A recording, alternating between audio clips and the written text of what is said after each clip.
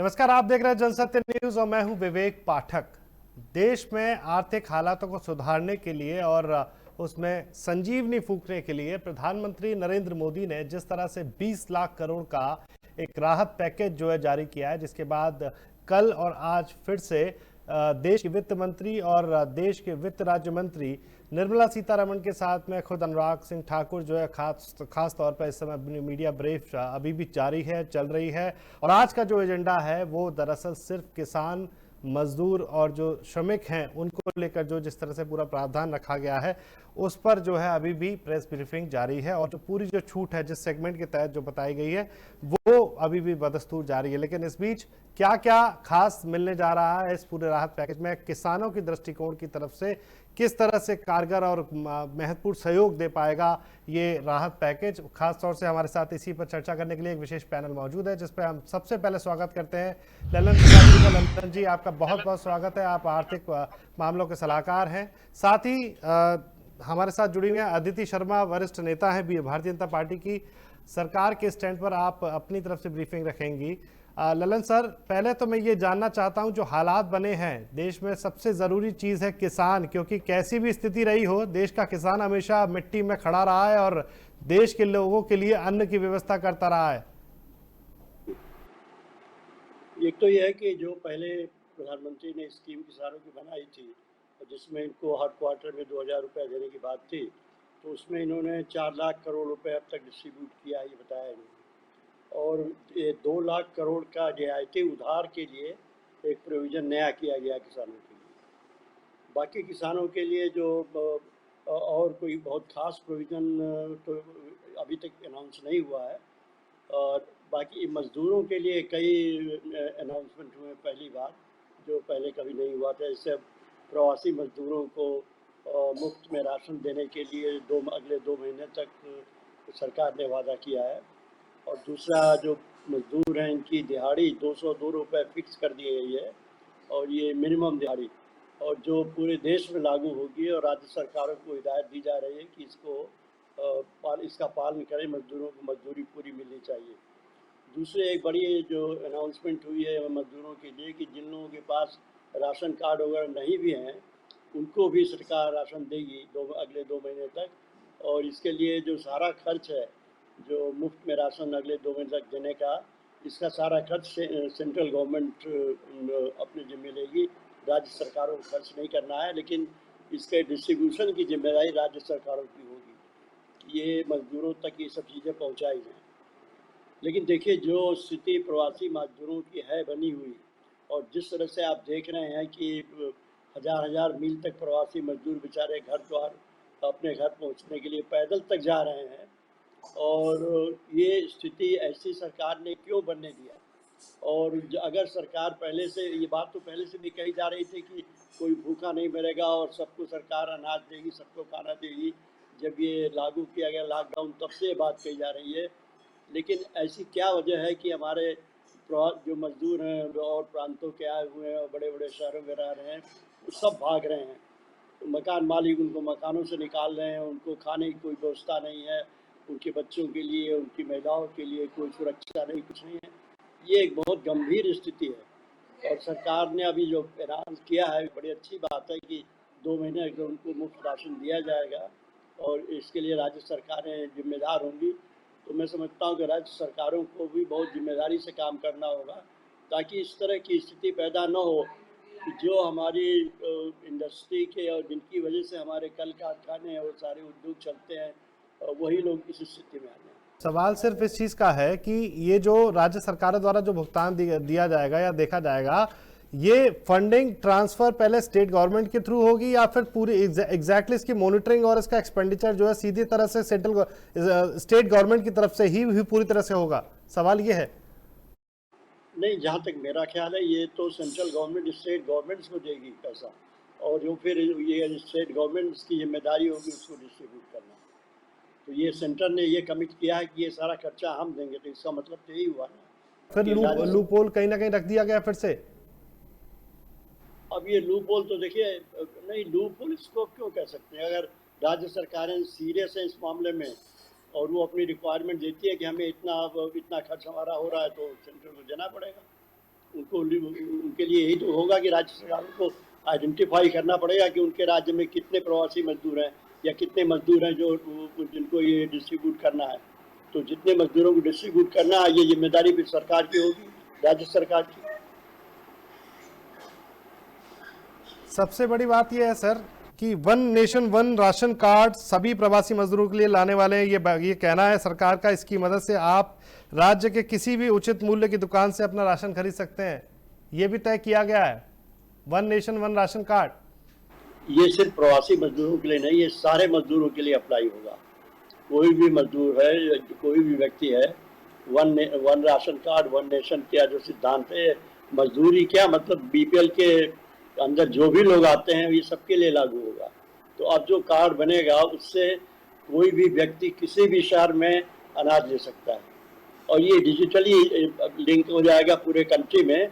तो आप जिस राशन शॉप पर, गवर्नमेंट के शॉप पर जाएंगे, डिस्ट्रीब्यूशन सेंटर पर जाएंगे, तो वो डिजिटली उसको चेक कर लेंगे कि इनको इस महीने का मिला है कि नहीं मिला है, और अगर नहीं मिला है तो he will be paid, he will be given there itself. तो ये तो बहुत बड़ी चीज़ है और सरकार अगर इसको कार्यान्वयन में सफल होती है तो मेरे ख्याल से एक मजदूरों के लिए नहीं, पूरी जनता के लिए, जो लोग कार्ड होल्डर हैं, राशन कार्ड के गरीब लोग जो हैं, उन सबके लिए बहुत बेनिफिशियल स्कीम होगी। लेकिन कार्यान्वयन भी बहुत आसान नहीं है और राज्य सरकारों को तो इसकी जिम्मेदारी तो लेनी पड़ेगी, क्योंकि अल्टीमेटली डिलीवरी तो राज्य सरकारों को ही करनी होती है। सेंटर तो स्कीम बना देगी, पैसे दे देगी, लेकिन उसका कार्यान्वयन तो राज्य सरकार ही करेगी। जी, तो स्टेट गवर्नमेंट के जो हैंड से होगा। चलिए, इसके अलावा प्रवासी मजदूर और शहरी गरीबों को राहत पहुंचाने के लिए आपदा राहत फंड्स के माध्यम से 11,000 करोड़ से अधिक की राशि राज्यों को उपलब्ध कराई गई है, लेकिन ममता बनर्जी तो कहती हैं कि वहां तक सरकार उनकी कोई मदद कर ही नहीं रही है। देखिए, ये जब राज्यों को सरकारें जब ये दिया है, फंड्स दिया है, तो सभी राज्यों को एक साथ मतलब ये दिया जाएगा। और आज जैसे आपने पूछा कि मतलब ये डायरेक्टली जाएगा या राज्यों को दिया जाएगा, ऑफ कोर्स ये राज्यों को दिया जाएगा, क्योंकि उन्होंने ही आगे इसको जिस तरीके से मतलब आइडेंटिफाई करना है कि कौन सा वर्ग कहाँ पर आता है और किसे कितना पैसा मिले, ये सारा आइडेंटिफाई करने का काम राज्यों का है। तो मुझे लगता है ममता बनर्जी को थोड़ा सा इंतजार करना चाहिए, अभी कुछ ही देर हुई है। और ऐसा कोई भेदभाव, मुझे लगता है कि इस वक्त आज जिस सिचुएशन से हमारा देश या हमारी पूरी दुनिया इस वक्त जो लड़ रही है, यहाँ पर मुझे लगता है कि हम राजनीति ना करके सिर्फ एक दूसरे का सहयोग करने की जितनी कोशिश करें उतनी हमें करनी चाहिए। लेकिन राजनीति जहां होगी वहां तो आपको संयमित रहना पड़ेगा, जनता का इसमें नुकसान तो नहीं होना चाहिए ना अदिति। जी बिल्कुल, देखिए राजनीतिक ये बनाए किस लिए गए हैं, इसीलिए कि जनता की सुरक्षा या जनता के जो राइट्स हैं हम उन्हें कंजर्व कर सके। टाइम टू टाइम देखिए ऐसी कैलेमिटीज ये हमें पहले तो पता नहीं था, कोई नहीं जानता था दुनिया में 1 साल पहले की कोविड-19 का कहर इस तरीके से टूटेगा हमारे किसी भी देश में, मतलब हमारे देश में हो या किसी भी जगह पर हो। हम इसके लिए प्रिपेयर्ड कभी नहीं थे। और जहां तक कि लॉकडाउन की बात रही, तो लॉकडाउन एक बहुत बड़ा, बहुत ही अहम एक डिसीजन रहा है जो मोदी जी द्वारा लिया गया है। और अगर हम आज मतलब हमारे देश में ये सिचुएशन इतनी कंट्रोल्ड है तो सिर्फ उस लॉकडाउन की वजह से। लेकिन उसके बाद में अगर हमारे यहाँ पर हमारे सामने इस तरह की कोई मुश्किलें आ रही हैं, जैसे मजदूर वर्ग को हमने देखा कि मतलब कुछ देर पहले बहुत हर जगह यही था कि मतलब वो पैदल चल रहे हैं या उन्हें कुछ परेशानी आ रही है। लेकिन ये 125 करोड़ की आबादी का देश है, हमें किसी भी तरीके से ये भूलना नहीं चाहिए। कल हम बात कर रहे थे सर लूप होल्स की, बैरियर्स की, और कहीं ना कहीं जो दिक्कतें आती हैं आम जनता तक पहुंचने के लिए सारी योजनाओं के क्रियान्वयन को लेकर, कहीं ना कहीं ये स्थितियां जो है बहुत गंभीर दिखाई देंगी। अगर राज्य के हक में जाएगा ये फंडिंग, तो राज्यों को सुचारू रूप से जनता तक इस फायदे को पहुंचाना, किसी भी राजनीतिक अपनी जो है पृष्ठभूमि से अलग रखना कितना बड़ा चुनौती होगा प्रोफेसर ललन प्रसाद?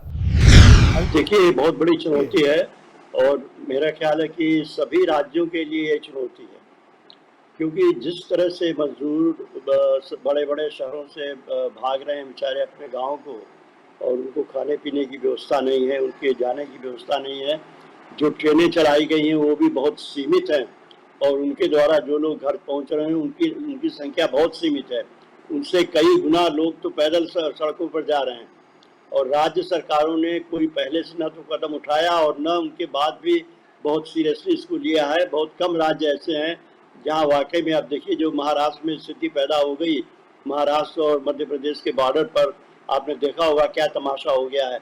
और जगह जगह कई जगह तो एक्सीडेंट्स भी हो गए, बेचारे मजदूर चलते चलते मर गए हैं या फिर गाड़ी लड़ गई उनकी, क्या कैसे कैसे परेशानी से वो अपने घर जा रहे हैं। तो राज्य सरकारों को ये बात, पहली बात तो है कि पुलिस को भी बहुत नरमी के साथ वर्कर्स से या लेबरर्स के साथ पेश आना है। अगर पुलिस अपनी हेकड़ी के साथ मजदूरों को डांटेगी, मारेगी, गाएगी तो ये तो स्थिति बहुत खराब होगी। मैं समझता हूँ कि कई जगह जो ऐसे रिपोर्ट आए हैं कि मजदूरों ने शिकायत की है कि हमें मारा गया, हमें भगाया गया और हमें जाने नहीं दिया गया। इस तरह की स्थिति नहीं होनी चाहिए, क्योंकि वो बेचारे जो यहाँ से भाग रहे हैं वो बेबस होकर भाग रहे हैं कि उनको खाने की व्यवस्था नहीं है, रहने की व्यवस्था नहीं है, उनकी कोई सुरक्षा नहीं, तो वो क्या करें।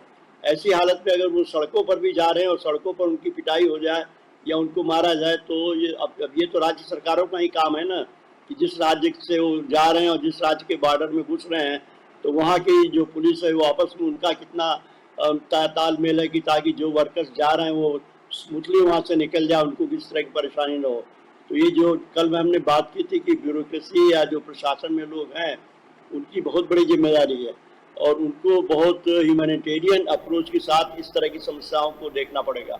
बहुत बड़ी चुनौती है और ये बात भी देखना पड़ेगा, सरकार को इसका इम्प्लीमेंटेशन पे बहुत बड़ा ध्यान रखना पड़ेगा, क्योंकि अगर सरकार ने जिस मंशा के साथ में ये जो अभी जो फंडिंग रिलीज की है और जो करेगी ये जो फंडिंग जाएगी, अगर वो जनता तक सार्थक रूप से न पहुंचे तो उसका फायदा नहीं है। और जिस मुझे लगता है कि इस कोरोना महामारी के जो है समय में कम से कम यहाँ तो राजनीति को दरकिनार करके सरकारों, चाहे वो राज्य स्तर पर हो चाहे वो केंद्र सरकार हो, जनता के हित के लिए बात करनी चाहिए। अगर जो मोटिवेशन दिख रहा है सरकार की तरफ से, ये तो बात बहुत काबिल तारीफ नजर आता है। किसानों की बात करते हैं सर। किसानों के लिए जो खास तौर से जो कहा गया कि 3 करोड़ किसानों के लिए 4,22,000 करोड़ के कृषि ऋण का लाभ दिया गया है, उसमें पिछले 3 महीनों का लोन मोरेटोरियम है, ब्याज पर सहायता दी है, 25 लाख नए किसान क्रेडिट कार्ड की मंजूरी दी है और जिसकी लिमिट करीब 25,000 करोड़ होगी। ये बहुत बड़ी जो है बड़ा फैसला है, क्योंकि कहीं ना कहीं ये माना जा रहा था जो नई फसल होगी उसके लिए सरकार, जो किसान के पास कुछ बचेगा नहीं, क्योंकि अभी भी चाहे वो गन्ना किसानों की बात कर ली जाए, अभी आलू किसान है, उनका जो पैसा है आलू जो कोल्ड स्टोरेज में फंसा हुआ है फसल, उसके बाद नया रेवेन्यू जनरेट करना, नया कैपिटल जनरेट करना नई फसल के लिए, ये बहुत बड़ी चुनौती नजर आ रही थी जो लॉकडाउन के बाद में। वो कहीं ना कहीं अब सहायता तो कर ही देगा। ये अच्छी बात है। देखिए रबी फसल के लिए भी गवर्नमेंट ने अनाउंस किया है इस बार, अभी जो सीतारमण जी ने कहा है कि उसके लिए अलग से फंड देंगे और किसानों का इंटरेस्ट वेव कर देंगे। और मुझे लगता है कि ये पीरियड शायद आगे और भी बढ़ाना पड़ जाए, क्योंकि जब तक किसान अपना गल्ला बेच नहीं लेते, उनके हाथ में पैसा नहीं आ जाता, तब तक उनसे किसी तरह की वापसी या किसी तरह के इंटरेस्ट की बात सोचना ही बेकार है। अभी आज की जो स्थिति है वो तो चाहे किसान हो, चाहे मजदूर हो, चाहे छोटे व्यापारी हो, चाहे किसी वर्ग के लोग हैं, सारे ही लोग त्रस्त हैं और कोई भी जो उन्होंने उधार लिया है या लोन लिया है, कर्ज लिए कहीं से भी, कोई देने की स्थिति में नहीं है। तो ये तो सरकार को करना ही था और सरकार ने बड़ा अच्छा कदम एक तरह से उठाया है कि लोगों को आश्वस्त कर दिया है कि आपको इमीडिएट पेमेंट नहीं करना है और आपको इंटरेस्ट नहीं देना है और 2 महीने तक, अगले 2 महीने तक इंटरेस्ट नहीं दिया जाएगा कुछ भी। तो मैं समझता हूँ किसानों के लिए और बाकी भी, जैसे अब मुद्रा के अंदर जो लोन दिए गए हैं उसके लिए भी मोरेटोरियम किया जा रहा है कि 2 महीने तक उसमें इंटरेस्ट का रिबेट दिया जाएगा, 2% का इंटरेस्ट का रिबेट दिया जाएगा। और भी कई तरह के लोन जो गवर्नमेंट ने दिए हुए हैं, सब में या तो इंटरेस्ट रेट कम किया जा रहा है या उसको वेव किया जा रहा है कुछ दिनों के लिए। एक अच्छा स्टेप है, स्वागत है इसका। कहीं ना कहीं सरकार ने जो फैसला लिया, हालांकि अभी तक पूरी ब्रीफिंग जारी है, ये देखना होगा, लेकिन सबसे महत्वपूर्ण बात जो आती है वो अभी जो सरकार ने अभी 2 महीने का जो अपना बैकअप प्लान जो बताया था, जिस तरह से पिछले मार्च और अप्रैल महीने में 63 लाख ऋण मंजूर किए गए, जिसकी कुल राशि 86,600 करोड़ रुपया है, जिससे कृषि क्षेत्र को बल मिलेगा। अब ये जो ऋण गया है उसको भी सर ये इसी जो इंटरेस्ट रेट के साथ कैटेगराइज करना होगा, जिस तरह से कहा गया है कि जो 3 महीने का जो मोरेटोरियम जो पीरियड रखा गया है वो कहीं ना कहीं सामने जो नजर आएगा वही सेम कंडीशन रहेगी। नहीं, मोरेटोरियम 3 महीने का है, मैं समझता हूँ शायद इसको और आगे भी बढ़ाना पड़े। देखिए, अब कोविड की जो स्थिति आगे क्या होती है अगले 2-3 महीनों में, ये सब इसके ऊपर डिपेंड करेगा। और दूसरी बात ये है कि किसानों से कितना गल्ला सरकार प्रोक्योर करती है। अगर वो पूरा गल्ला प्रोक्योर करने में सफल होती है, जितना किसान बेचना चाहते हैं उतना माल सरकार खरीद लेती है, तब तो किसानों की स्थिति काफ़ी अच्छी हो जाएगी। और हम उम्मीद भी यही करते हैं कि राज्य सरकारें अपने यहाँ प्रोक्योरमेंट जल्दी से जल्दी शुरू करें और किसान जितना भी गल्ला चाहते हैं बेचना उतना सरकार खरीदे, क्योंकि किसान तो हमारी इकानमी के इस समय सबसे बड़ी ताकत उन्हीं से है हमारी बात। बाकी सारा सिस्टम तो बंद है, रोजगार का और कोई साधन नहीं है, सारा परिवहन बंद है, होटल बंद है, सारे जितने सेवाएं हैं ज़्यादातर सब बंद है। सिर्फ एक किसान ही ऐसा है कि जो कुछ पैदा कर रहा है और जिसके बल पर ये देश खा रहा है। और इस देश में गल्ले की कमी नहीं है। कमी क्या, इस देश में इतना गल्ला है कि हम और लोगों को भी सप्लाई कर रहे हैं। तो किसानों के ऊपर सरकार जितना भी खर्च करे या जो भी करे, मैं समझता हूँ ये किसानों के लिए दान नहीं है, ये कोई एहसान उनके ऊपर नहीं है। किसान हमारे ऊपर एहसान कर रहे हैं, उनकी वजह से हम जीवित हैं, उनकी वजह से हमारा देश चल रहा है। और जो सरकार उनको सुविधा दे सके, और मैं अपील करूँगा कि सारी राज्य सरकारें अधिक से अधिक गल्ला प्रोक्योर करें किसानों से, ताकि किसानों के हाथ में पैसा जाए। और देखिए, किसानों के हाथ में पैसा जाएगा तो पूरी इकानमी रिवैम्प होगी, क्योंकि जो डिमांड बढ़ती है चीज़ों की, सारी जो घरेलू चीज़ों की डिमांड बढ़ती है, इलेक्ट्रॉनिक गुड्स की डिमांड बढ़ती है, जिन चीज़ों की डिमांड बढ़ती है वो सब में सबसे बड़ा हाथ किसानों का होता है। जब गांव से डिमांड शुरू हो जाती है तो सारी इकानमी रिवैम्प हो जाएगी। तो किसानों को सरकार जितनी भी मदद इस समय दे सके, उनको अपने हाथ पैर पर खड़ा कर सके, उनकी स्थिति अच्छी बना सके, वो इस पूरे देश की इकानमी के लिए बहुत अच्छा होगा। कृषि उत्पादों के लिए खरीद के लिए 6700 करोड़ की वर्किंग कैपिटल राज्यों को भी उपलब्ध कराए जाने की बात निकल के आई है सामने। तो जो अब सरकार के पास भी स्थितियां रहेंगी तो जो मूवमेंट रहेगा, फ्लो रहेगा, वो बहुत फ्लेक्सिबल होने की उम्मीद की जा रही है सर। जो पहले मैंने देखा था कि योगी जी ने कुछ अनाउंसमेंट यूपी में किया था, तो उनका भी काफ़ी ध्यान इस बात पर है कि अधिक से अधिक गल्ला किसानों से हम प्रोक्योर कर सकें। मैं समझता हूँ कि सारे राज्यों को इस पर ध्यान देना चाहिए। पंजाब में भी प्रोक्योरमेंट शुरू हो गया है, कुछ और राज्यों में भी शुरू हो गया है, लेकिन वो कई जगह अभी स्पीड नहीं पकड़ रहा है। कुछ रिपोर्टें अभी आई हैं कि बहुत जगह, कल एक रिपोर्ट आई थी कि बहुत सारा लहसुन सड़ रहा है और उसका कोई खरीदार नहीं है, क्योंकि जो मंडियां हैं वो चालू नहीं हुई, अभी शुरू नहीं हुई हैं, और अगर देर हो गया तो वो सामान सारा उनका खराब होना शुरू हो जाएगा। तो ये स्थिति नहीं होनी चाहिए। जो पैदावार तैयार है उसकी बिक्री का इमीडिएट प्रबंध सरकार को करना चाहिए मंडियों में, और जहाँ सरकार को प्रोक्योर करना है सरकार को खुद उसको प्रोक्योर करना चाहिए, क्योंकि इसमें सेंटर भी मदद कर रही है। बाकी जिम्मेदारी राज्य सरकारों की तो है ही गला प्रोक्योर करने की। तो बड़ी बात है, एक बहुत बड़ी बात है कि इस बार इस श्रेणी में अब रेहड़ी, पटरी और ठेले पर सामान बेचने वाले जो मजदूर जी, जो छोटा मोटा जो काम करते हैं, उनको भी जो है सरकार ने बहुत गंभीरता से लिया है और उनके लिए 5000 करोड़ की विशेष सुविधा लेकर आए हैं। जैसा बताया जा रहा है करीब 10,000 रुपए प्रति व्यक्ति इनको सुविधा दी जाएगी। जो कि डिजिटल पेमेंट करेगा उसको ही इनाम मिलेगा, लाभ मिलेगा। इससे आने वाले समय में उन्हें अतिरिक्त लाभ मिलेगा, ये बात सरकार कह रही है। यानी कि कहीं ना कहीं देश की मेन जो धुरी है, भूमिका है, उससे जोड़ने की जो तैयारी चल रही है। और निचले स्तर के जो है लोगों के लिए भी, जो लोग रेहड़ी पर भी काम करते हैं। ये तो बहुत अच्छी चीज़ हुई सरकार ने, जो ये बहुत जो सोच कर ये काम किया है कि जो बेचारे रेहड़ी पर हैं, ठेले वाले हैं और इस तरह के मजदूर वर्ग के लोग हैं, इनको 10,000 रुपये तक की पूंजी देने की व्यवस्था की जाए। लेकिन देखिए, बात सारी ये आ जाती है, ऐसा कल भी मैंने कहा था कि इसका इम्प्लीमेंटेशन कैसे होगा। क्या राज्य सरकारें सही ढंग से उनको आइडेंटिफाई करेंगी कि कितने रेडी वाले हैं, कितने ठेले वाले हैं, कितने। सवाल वही है। अदिति हमारे साथ फिर से जुड़ी हुई है। अदिति, इस बात का सवाल तो आप ही के पास आता है। ये जो, चलिए ठीक है, जहां जहां बीजेपी शासित राज्य है वहां तो चलो ठीक है, इसका क्रियान्वयन ठीक तरह से हो जाएगा। लेकिन जो लोग विपक्ष में बैठे हुए हैं, कांग्रेस शासित या दूसरे दल जो है वहां पर सरकार चला रहे हैं, उनको तो एजेंडा चाहिए होगा। और ऐसी स्थिति में खामियाजा भुगतेगा आम आदमी, बेचारा गरीब। उसके लिए कितनी मॉनिटरिंग पावर रखेगा सेंट्रल गवर्नमेंट अपने पास? देखिए, मॉनिटरिंग भी रखेगा, आज तक भी रखी है और आगे भी मुझे पूरी उम्मीद है कि ऐसा हो, क्योंकि ये वक्त मैंने पहले भी कहा कि मतलब इस वक्त मुझे लगता है कि सभी को, पूरे देश को एक हो जाना चाहिए।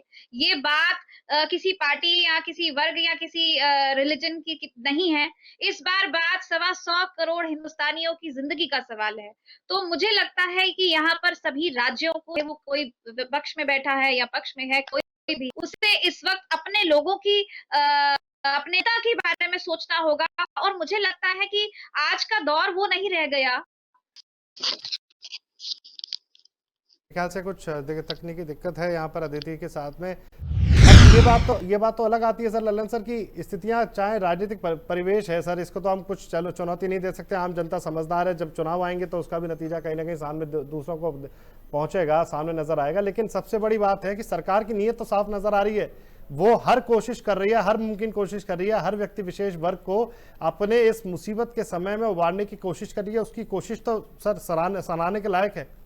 इसमें तो कोई संदेह नहीं कि देखिए, प्रधानमंत्री मोदी जी को ये बहुत बड़ा क्रेडिट जाता है कि पहली बार देश में समाज के सभी तबकों को, चाहे वो छोटे छोटे काम करने वाले हों, ठेला चलाने वाले, रेडी चलाने वाले और सब्जी बेचने वाले और इस तरह के लोग हैं, इनसे लेकर और जो बड़े बड़े उद्योग चलाने वाले हैं, उन तक सबके लिए सरकार ने कुछ न कुछ प्रबंध किया हुआ है। सबके लिए सरकार ने अपनी स्कीमों में अपना ध्यान लगाया है ताकि इकानमी जल्दी से जल्दी पटरी पर आ सके। और ये इस बात को सरकार इतनी सीरियसली ले रही है, उसी का ये परिणाम है कि हम आज और बहुत सारे देशों की अपेक्षा अच्छी स्थिति में हैं। बहुत अच्छी स्थिति हमारी भी नहीं है, क्योंकि कोरोना एक बहुत बड़ी महामारी है और जिस तरह से जन धन की हानि हो रही है तो हम भी फंसे हुए हैं उसमें। लेकिन फिर भी जितना एक सरकार को करना चाहिए, और मैं समझता हूँ कि काफ़ी हद तक मोदी गवर्नमेंट इस मामले में सफल है, काम कर रही है। अब इसमें बॉटलनेक्स हैं, वो मैंने बार बार जो पहले भी कहा और अब भी कहता हूँ कि इसमें जो पुलिस के लोग हैं, सरकारी अधिकारी हैं और सब लोग हैं, इनका भी सबका अप्रोच काफ़ी ह्यूमैनिटेरियन होना चाहिए, क्योंकि ये समस्या ऐसी है कि सिर्फ ये ऑर्डर देने से या प्रशासनिक हुकूमत करने से या हुक्म चलाने से बात नहीं बनती है। इसमें बहुत सहृदयता और बहुत मानवता के साथ इस पूरे मामले को डील करना है। खास तौर से गरीबों के साथ, मजदूरों के साथ, किसानों के साथ हम किस तरह से पेश आएँ और उनको जो मदद सरकार ने दी है वो उनके घर तक पहुँचे, ये इंश्योर कराना बहुत ज़रूरी है। और ये काम राज्य सरकारें ही कर सकती हैं, क्योंकि सेंट्रल गवर्नमेंट घर घर तो नहीं जा सकती। लल्लन सर, आपने बहुत ब्रीफिंगली बताया और मुझे लगता है कि जिस तरह से देश की वित्त मंत्री निर्मला सीतारमण ने जो ये पूरा प्रोपेगेंडा सेट किया, कैटेगराइज किया है, हर वर्ग को उतनी ही महत्ता दी जा रही है जितना उसके लिए वो ज़रूरत रखता है। और मुझे लगता है कि जब रेडी वालों को भी अगर 10,000 प्रति व्यक्ति पहुंचेगा तो इसका बहुत बड़ा एक रोल हो जाएगा उनको दोबारा से सर्वाइवल करने के लिए, और उससे वो दोबारा से 2 वक्त की रोटी, जो सबसे बड़ी चुनौती उनके सामने होती है, उसका असर वो सामने देखने को मिलेगा। अब ये महत्वपूर्ण बात यह है कि राज्य स्तर पर जो ट्रांसफॉर्मेशन है फंडिंग का, वो कितना जनता तक पहुँचता है, वो उसका लाभ जो जनता तक निकल के आता है, ये राज्य सरकारों की भी जिम्मेदारी है। और उम्मीद कर रहे हैं कि कल भी इसी तरह से, जिस तरह से देश के वित्त मंत्री निर्मला सीतारमण जब सामने आएंगी तो एक नई स्थितियों के साथ में आएंगी, और जो ये पूरा राहत पैकेज का जो फंड का जो पूरा एक ब्रीफिंग है, वो सरकार की तरफ से जनता के हितों के लिए जो होगा, वो जनता के लिए जो सामने ब्रीफिंग जो है करके लोगों के बीच के लिए जो काम करना है राहत का, वो करता हुआ नजर आएगा। बहुत बहुत शुक्रिया लल्लन सर, आपसे हमारी बात हुई। आरती जी हमसे जुड़ी, आपका भी बहुत बहुत शुक्रिया। इस विशेष कार्यक्रम में अभी तक जो जिस तरह से हमने बात की, सरकार लगातार राहत पैकेज के ऊपर अपनी चर्चा कर रही है। आज दूसरा दिन था जिसमें कि देश की वित्त मंत्री निर्मला सीतारमण के साथ साथ देश के वित्त राज्य मंत्री अनुराग ठाकुर भी जो है मौजूद रहे, जिसमें कि रेडी वाले से लेकर किसान और श्रमिक मजदूरों के लिए खासतौर से आज पूरी ब्रीफिंग जारी रही। आज जिस तरह से स्थितियां निकली हैं, ये बात मानी जा सकती है कि जो राहत पैकेज है ये बहुत बड़ी स्तर पर जो है कहीं ना कहीं मददगार साबित हो सकता है, लेकिन इसका क्रियान्वयन होना यही आज एक संशय का विषय है।